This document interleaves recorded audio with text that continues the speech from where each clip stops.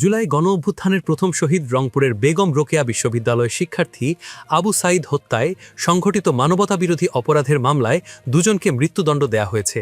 ৩ জন আসামিকে যাবজ্জীবন কারাদণ্ড দেয়া হয়েছে। বাকি ২৫ আসামিকে বিভিন্ন মেয়াদে সাজা দেয়া হয়েছে। বিচারপতি নজরুল ইসলাম চৌধুরীর নেতৃত্বাধীন ৩ সদস্যের আন্তর্জাতিক অপরাধ ট্রাইব্যুনাল ২ আজ বৃহস্পতিবার এই রায় ঘোষণা করেন। এই ট্রাইব্যুনালের অপর ২ সদস্য হলেন বিচারক মোহাম্মদ মঞ্জুরুল বাসিক ও বিচারক নূর মোহাম্মদ শাহরিয়ার কবির। মৃত্যুদণ্ডপ্রাপ্ত দুজন আসামি হলেন পুলিশের সাবেক সহকারী উপপরিদর্শক এএসআই আমির হোসেন এবং সাবেক কনস্টেবল সুজন চন্দ্র রায়। তারা দুজনেই গ্রেপ্তার আছেন।